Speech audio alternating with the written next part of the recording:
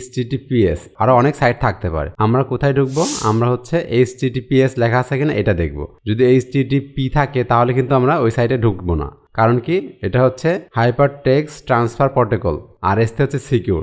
তো যদি এটা এস না থাকে, যদি সিকিউর না থাকে, তাহলে ওই ওয়েবসাইটে গেলে ওরা হ্যাকিংয়ের শিকার হওয়ার সম্ভাবনা থাকবে। এই জন্য HTTPS লেখা থাকবে, সেটাতে ঢুকতে হবে। দেন আমি এটাতে কন্ট্রোল চেপে এটার উপর রাইট বাটন ক্লিক করলাম, বা লেফট বাটন ক্লিক করলে হবে। এখান থেকে যে এইভাবে ওপেন করা যায়, এই যে open in new window, open হয়ে গেছে। হ্যাঁ, এই দেখো লেখা আছে add file and add folder. Abu Saeed, তোমার ইমেলটা বলো। MD@ABU@ID034। তারপরে কাজটা হচ্ছে টাইটেল লেখা, অর্থাৎ আমি কি পাঠাতে যাচ্ছি, ছবি, ভিডিও, অডিও, টেক্সট, নাকি হচ্ছে কোনো প্রোডাক্টের ডিজাইন, নাকি হচ্ছে মার্কেটিংয়ের কোনো ডাটা বা রিসার্চ, কি পাঠাতে যাচ্ছি। এখান থেকে মনে করো যে একটা ফাইল আছে বা ছবি আছে, ওইটা জেপিজিতে আছে, আমি PDF করে পাঠাবো তার কাছে, ঠিক আছে। তাহলে এখানে আমি লিখবো যে জেপিজি টু PDF, এটা আমি পাঠাবো। ওকে, আচ্ছা, তাহলে এখান থেকে কি করব, এটা আমি দিয়ে দিলাম। লিখতে পারি যে হচ্ছে ফাইল সাইজ রিডিউস। ধরো তোমাকে বললো যে আমাকে এই কাজটা করে দিতে হবে, কিন্তু ফাইলের সাইজটা কমাই দিতে হবে, মেগাবাইটটা কমাই দিতে হবে। কারণ কি অনেক সময় কিছু কিছু ওয়েবসাইট আছে রিকোয়ারমেন্ট করে দেয় যে রিকোয়ারমেন্টটা এমন থাকে যে 2 MBর উপরে গেলে এটা নিবে না, ঠিক আছে, বা 1 MBর উপরে হলে এটা নিবে না, এমন থাকে। তখন কি করবা, তখন তোমাকে এটা জেপিজি থেকে PDF-এ কনভার্ট করে ওটা কম্প্রেসড করতে হবে, মেগাবাইট থেকে কিলোবাইটে আনতে হবে, ঠিক আছে। সেটা করে আমি পাঠাই দেবো। সাইজ কম্প্রেসর মানে তুমি সাইজটা কম্প্রেস করে দিয়েছো, এটা লিখতে পারো। দেন কী করবো, এখান থেকে আমাদের এই 3 ডটে ক্লিক করতে হবে। ক্লিক করার পর ক্রিয়েটের লিঙ্কে ক্লিক করতে হবে, করে দিলে সেটা চলে যাবে। এখন কোনটা আমি পাঠাতে যাচ্ছি, হ্যাঁ, ডেটটা হচ্ছে সুন্দর কোশ্চেন। ডেটটা হচ্ছে যে হচ্ছে যখন তুমি এখানে কাজ করবা, যে হচ্ছে মনে করো যে সাপোজ এই ফাইলটার ভ্যালিড থাকতে হবে, অর্থাৎ 3 দিন বা 4 দিনের পর যদি ওইটা তুমি ইউজ করতে চাও তাহলে সেটা কাজ করবে না। এটা একটা এক্সপায়ার ডেট থাকে, যেমন একটা ওষুধে একটা এক্সপায়ার ডেট থাকে না, ওরকম 3 দিনের পর ওই লিঙ্কটা আর কাজ করবে না। আর যদি তুমি এখান থেকে আমাকে ওই যে তোমার হচ্ছে ফ্রিতে যেটা সুবিধা আছে সেটা দেখাই দিবে, যে কত পর্যন্ত আমি হচ্ছে এটাতে ইউজ করতে পারবো ফ্রিতে। Share and receive up to 3 GB per month. Okay, তার মানে আমরা 3 GB পর্যন্ত এখান থেকে রিসিভ এবং হচ্ছে ট্রান্সফার বা শেয়ার করতে পারবো এই অ্যাকাউন্ট দিয়ে, যদি ক্রিয়েট করি অ্যাকাউন্ট, ফ্রি অ্যাকাউন্ট, ঠিক আছে, ফ্রিতে। তো ফ্রিতে আমাদের কাজ হয়ে যাবে। সো আমি এখন এখানে ক্রিয়েটে অ্যাকাউন্ট বা ক্রিয়েট অ্যাকাউন্টে ক্লিক করলে এই অ্যাকাউন্টটা ক্রিয়েট হয়ে যাবে। কীভাবে ক্রিয়েট হবে? ইমেলের থ্রুতে। কোন ইমেলের থ্রুতে ক্রিয়েট হবে? এখানে এসে আমাকে সেই জিমেলটা টাইপ করতে হবে। সো আমি এখান থেকে জিমেল টাইপ করে দিচ্ছি। আমি ধরো আমি এই ইমেলটা দিয়েই আমি এটা সাইন আপ করে নেব। কন্টিনিউতে ক্লিক করলাম। কন্টিনিউতে ক্লিক করার পর এখানে আমার ওই ইমেলে একটা কোড গিয়েছে, ঠিক আছে। অথবা আমি যদি মনে করি যে না, এটা আমি অন্যভাবে করতে চাই, তাও করতে পারি। সেটা কী হবে? এখান থেকে এসে আমি যদি জিমেল ওপেন না করি তাও করতে পারবো। সেটা কী হবে? সেই ক্ষেত্রে করার জন্য আমাকে এখানে লিখতে হবে, এই যে ক্রিয়েট অ্যাকাউন্টে ক্লিক করার পর সাইন আপ উইথ গুগল বা কন্টিনিউ উইথ গুগল, নিচে স্টেপে চলে আসবো কন্টিনিউ। এই যে কন্টিনিউতে ক্লিক করবো, দেন এটা তোমার অ্যাকাউন্ট ক্রিয়েট হয়ে গেল। এখানে একটা ব্যাপার দেখো, যে আমরা হচ্ছে একই টাইমে 10 জনকে একই জিনিস ইমেল করতে পারি। আর লিঙ্ক ক্রিয়েট করে যদি করি তাহলে কী হবে? লিঙ্ক ক্রিয়েট করলে এটা যে কাউকে আমি দিতে পারবো, ঠিক আছে। সেই লিঙ্কে ক্লিক করবে, 100 জন হতে পারে, 1000 জন হতে পারে, যত মানুষ ইচ্ছা ক্লিক করতে পারে। সেই লিঙ্কে ক্লিক করলেই সেটাতে ওই ফাইলটা সে ওপেন করে ডাউনলোড করে দেখতে পারবে। জেপিজি থেকে PDF বা কোনো কিছু কম্প্রেস করতে হলে এক ফাইল থেকে আরেক ফাইলে আসতে হলে তখন আমাদের লাগবে আই লাভ PDF, ঠিক আছে। ক্লিক করবো, তাহলে এটা আরেকটা ট্যাবে, নতুন ট্যাবে ওপেন হবে। এই যে চলে আসছে। আবার যদি কম্প্রেস করতে চাই, কম্প্রেস PDF, সেটা করতে পারবো। আবার যদি মনে করি যে না, আমি মার্জ করবো, অনেকগুলো PDF-কে একটা করবো, সেটা করতে পারবো। আবার যদি মনে করি যে না, আমি হচ্ছে আগে হচ্ছে একটাকে PDF করবো, ছবিকে একটা PDF করবো, তারপর কম্প্রেস করবো, সেটাও করতে পারি। তাহলে এখান থেকে কী করতে হবে? JPG two PDF। আমরা জেপিজি টু PDF-এ ক্লিক করবো। ক্লিক করার পর এখান থেকে ওই জেপিজি ফাইলের ইমেজটাকে সিলেক্ট করে দেখাই দিতে হবে। তাহলে আমি এখানে সিলেক্ট জেপিজিতে ক্লিক করলাম। ক্লিক করার পর এখান থেকে দেখো এই যে একদম লাস্টে চলে আসবো। মনে করো যে আমি হচ্ছে আমার এই থাম্বনেলটাকে ধরো হচ্ছে আমি জেপিজি করবো, যে এটাকে, আমার এই থাম্বনেলটাকে আমি ধরো জেপিজি করবো। তো জেপিইজি, হ্যাঁ জেপিইজি মোডে আছে। এখন আমি জেপিইজি থেকে এটাকে আমি PDF করবো। এটা সিলেক্ট করে ওপেনে ক্লিক করলাম। তাহলে আমরা এখানে লিখে দিই যে জেপিইজি টু PDF-এ কনভার্ট করে দিব, এবং সেটা ফাইল সাইজটা কম থাকবে। এটা হচ্ছে তার বায়ারকে আমাকে দেওয়া লাগবে। এটা ওপেন করে দিলাম, আপলোড হয়ে গেল এখানে। দেন এখানে কনভার্ট PDF-এ ক্লিক করবো। তাহলে কী হবে? এটা জেপিইজি ফাইল থেকে কোন ফাইলে কনভার্ট হবে? PDF ফাইলে কনভার্ট হয়ে যাবে, ঠিক আছে। তাহলে আমি এখানে কনভার্ট PDF-এ ক্লিক করলাম। দেখো the image have been converted to PDF হয়ে গেছে। দেন আমি এখানে ক্লিক করব ডাউনলোড PDF, এই জায়গাতে, এই যে ডাউনলোড হয়ে গেছে। হাই কম্প্রেশন হলে সাইজ বড় হবে না, হাই কম্প্রেশন হলে কোয়ালিটি নষ্ট হবে এবং সাইজ কমে যাবে। বুঝতে পারছো, যত বেশি কম্প্রেস বেশি করবো তত বেশি এটা সাইজ কমে যাবে। এই সেক্ষেত্রে কোনটা ভালো হবে, যে গুড কোয়ালিটি, এটা করে দিলে ভালো হবে। ওকে, দেন এখান থেকে কম্প্রেসড পিডিএফে ক্লিক করব। 64 কিলোবাইটেরটাকে কত বানাই দিছে, 26 কিলোবাইটে বানাই দিছে। ওকে, দেন এখান থেকে এটা ডাউনলোড করে নিলে এটা ডাউনলোড হয়ে যাবে। এখন তিনটা ফাইলের মধ্যে কি পার্থক্য, এটা হচ্ছে কত 63, আর এটা 64, এটা 26, এটা ঠিক আছে। এবার আমি এইটাকে এগুলো ডিলিট করে দিয়ে আমি যেটা 26 কিলোবাইট করছি ওইটাকে আমি পাঠাই দেবো, ডিলিট করে দিলাম। অ্যান্ড এখান থেকে এসে এটাকে আমি ওখানে পাঠাই দেবো। তো বাইরে ধরো তোমাকে বললো যে এরকম কম্পেস্ট করে আমাকে এই কাজটা করে দাও, তাহলে তুমি কীভাবে কম্পেস্ট করবে বুঝতে পারছো। তাহলে এটা হয়ে গেল। এবার আমরা এখান থেকে নিয়ে আসবো, এই সাইডে চলে আসবো। এই সাইডে আসার পর এখান থেকে দেখো লেখা আছে যে অ্যাড ফাইল অ্যান্ড ফোল্ডার, আমরা হচ্ছে ফাইল সিলেক্ট করব।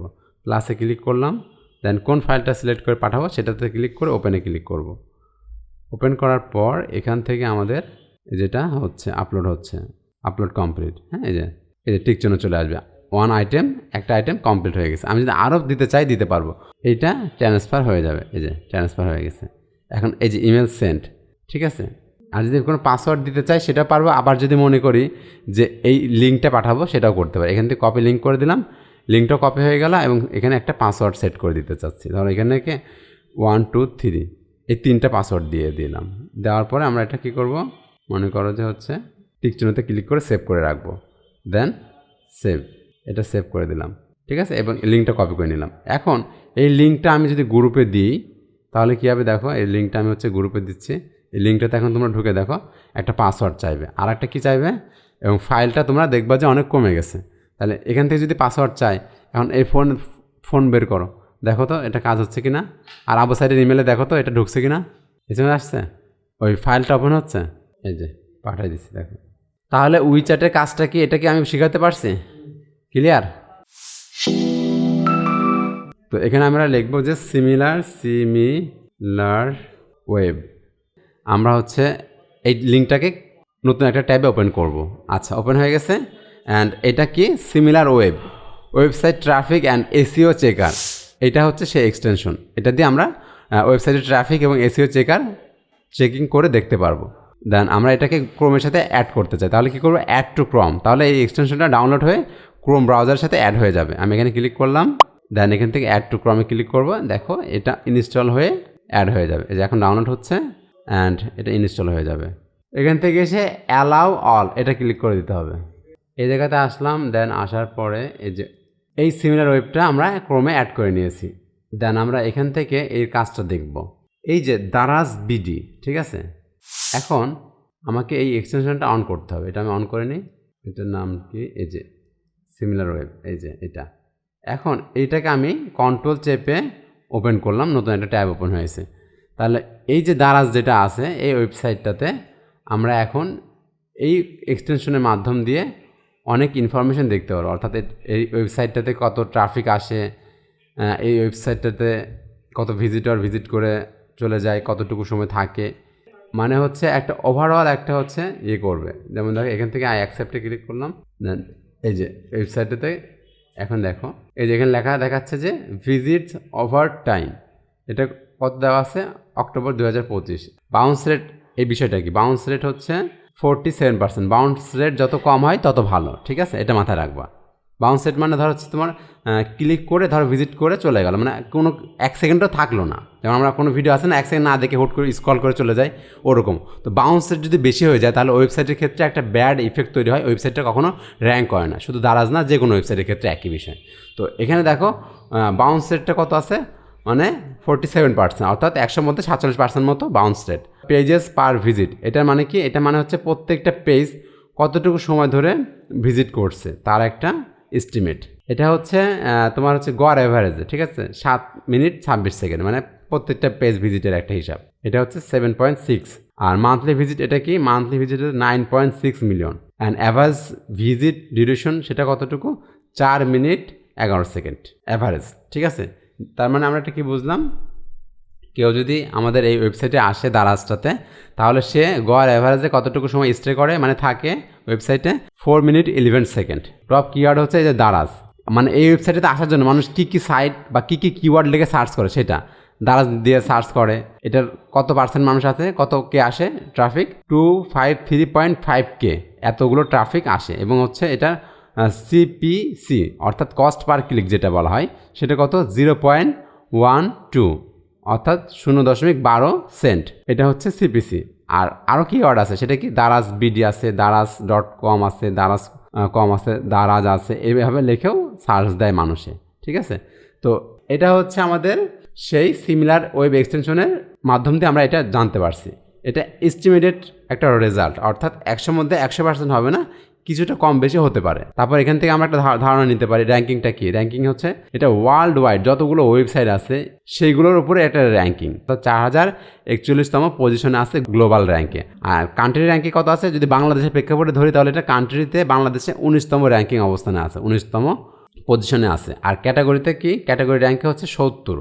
অ্যান্ড এখানে জিওগ্রাফি দেওয়া আছে। জিওগ্রাফি হচ্ছে এই যে ওয়েবসাইটটা আছে daraz.com.bd, এই ওয়েবসাইটটাতে কোন কান্ট্রি থেকে বেশি মানুষ ভিজিট করে। ফর এক্সাম্পল এখানে দেওয়া আছে, দেখো এখানে লেখা আছে বাংলাদেশ কত পার্সেন্ট, 89.43%। আর ইউনাইটেড স্টেটস অর্থাৎ আমেরিকা থেকে কতগুলো আসে 1.86%। আর ইন্ডিয়া থেকে 0.8%, পাকিস্তান থেকে 0.65। ঠিক আছে, আর তারপর কি ইউনাইটেড কিংডম থেকে কত আছে, ইউনাইটেড কিংডম বা যুক্তরাজ্য থেকে আসে হচ্ছে 0.44%। এটা হচ্ছে মানে ওই টপ 5টা কান্ট্রি যারা এই daraz.com নিয়ে সার্চ করে বা এই ওয়েবসাইটে ভিজিট করে, সেটারই একটা আনুপাতিক একটা রেজাল্ট।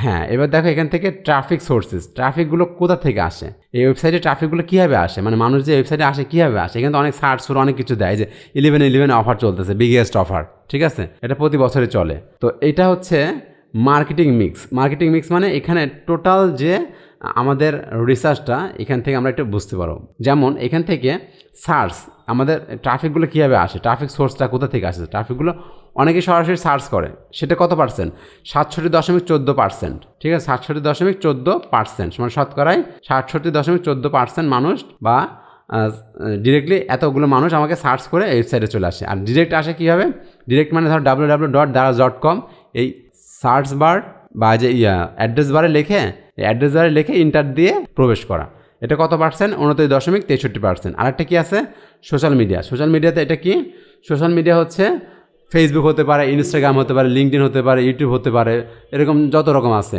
সেখান থেকে গড় অ্যাভারেজে কতগুলো আসে ভিজিটর বা ট্রাফিক বা মানুষ ভিজিট করতে আসে, সেটা কত পার্সেন্ট, 1.69%, অর্থাৎ 1.69%। আর রেফারেলস মানে ধরো তুমি আরেকজনকে রেফার করলা, ও আরেকজনকে রেফার করলো। ঠিক আছে, রেফারেলস হিসাবেও অনেক সময় আসে, সেটা কত 1.34%। এক্সটেনশনটা ডাউনলোড করার জন্য আমরা 3 ডটে ক্লিক করবো, দেন এক্সটেনশনে ক্লিক করবো। এখান থেকে ম্যানেজ এক্সটেনশনে না ক্লিক করে ভিজিট ক্রোম ওয়েব স্টোর এখানে ক্লিক করবো, তাহলে কী হবে, সরাসরি এই পেজে আমাকে নিয়ে আসবে। দেন এই যে সার্চ এক্সটেনশন অ্যান্ড থিমস লেখা আছে না, এই সার্চ বারে আমাকে লিখতে হবে আমি কোন এক্সটেনশনটা ডাউনলোড করতে চাচ্ছি। আমার এটার নাম হচ্ছে স্ক্রিন স্ক্রিন রেকর্ডার, এই যে screen recorder for Google Chrome. তো এখন আমরা এটা কী করবো, অ্যাড টু ক্রোম, এখানে ক্লিক করলে এটা ডাউনলোড হবে। আবার এখানে আমার একটা মেসেজ আসবে, তখন আমরা কী করবো, এটাকে কনফার্ম করার জন্য অ্যাড এক্সটেনশনে ক্লিক করব, তাহলে এটা প্রথমে ডাউনলোড হবে, দেন হচ্ছে এটা ইনস্টল হয়ে যাবে অটোমেটিক্যালি। তারপর আমরা এখানে অন করে দেবো। এটা কীভাবে অন করতে হয়, এই যেখানে ক্যামেরার মতো যে আইকনটা আছে না, এই ক্যামেরার আইকনে ক্লিক করতে হবে। দেখো আমার অনেকগুলো এক্সটেনশন ইনস্টল করা আছে। তো এই ক্যামেরার মতো আইকনে ক্লিক করার পর এখান থেকে এসে আমাকে ওইটা খুঁজতে হবে, কোনটা, এই যে screen recorder for Google Chrome, এটাতে ক্লিক করবো। এখানে ক্লিক করলাম, এই দেখো এখানে চলে আসছে। আমি যদি এটা অফ করে রাখি, দেখো চলে যাচ্ছে, তাই না? আমি যদি অন করে দিই, এই যে চলে আসছে। ওকে, সো ওইটার নাম হচ্ছে যে ভাইরাস টোটাল। ওই টুলসের নাম কি, ভাইরাস টোটাল। আমাদের অনলাইনে কাজ করতে গিয়ে অনেক কাজ শিখতে হবে, কিন্তু কখনও যদি ভুল করে আমরা অন্য একটা ওয়েবসাইটে চলে যাই, বা আমি যদি মনে করি যে না এই ওয়েবসাইটটা ভাইরাস আছে কিনা আমার সন্দেহ হচ্ছে, সেক্ষেত্রে তুমি চেক করে নিতে পারো যে ওয়েবসাইটে ঢোকা ঠিক হবে কিনা। সেক্ষেত্রে আমাদের ভাইরাস টোটাল নামে একটা তোমার হচ্ছে টুলস আছে। মাউস থেকে লেফট বাটন ক্লিক করলে এটা নতুন একটা টাইপে ওপেন হবে। এই যে ওপেন হয়েছে, দেন আমরা কী করবো, এখান থেকে সে ফাইল, যদি কোনো ফাইলের মধ্যে ভাইরাস আছে কিনা জানতে চাই সেটা জানতে পারবো, কোনো ওয়েবসাইটের মধ্যে ভাইরাস আছে কিনা সেটা জানতে পারবো, এভরিথিং। যেমন ধরো আমরা এখান থেকে এসে চুজ ফাইলে ক্লিক করতে হবে, রাইট ইউআরএলে। আর এই যেখানে সার্চে আসলে আমরা এটা সার্চ করে দেখতে পারবো, মনে করো যে কোনো ইউআরএল দিয়েও সার্চ করতে পারি এখান থেকে, আবার সরাসরি এখানে দিয়েও সার্চ করতে পারি। আবার এখানে ফাইলে এসে মনে করো তো আমি হচ্ছে যেটা পিডিএফটা করলাম একটু আগে, তো আমি এখানে চুজ ফাইলে সিলেক্ট করে ওপেনে ক্লিক করলাম, কনফার্ম আপলোডে ক্লিক করব, তাহলে এটা আপলোডিং হয়ে যাবে। দেন এখানে বলবে যে I am not a robot, এটা ভেরিফিকেশান করতে হবে। ভেরিফিকেশান করার পর এখান থেকে আমাকে কন্টিনিউ করে দিতে হবে, কনফার্ম করে দিলাম। দেন এটা 100% হবে। 100% হয়ে গেলে এখন এটা দেখাই দিবে যে যদি এখানে কোনো পার্সেন্ট দেখায় তার মানে রিস্ক আছে, আর যদি কোনো পার্সেন্ট না দেখায়, যদি 0 থাকে তাহলে ঠিক আছে, মানে সেভ।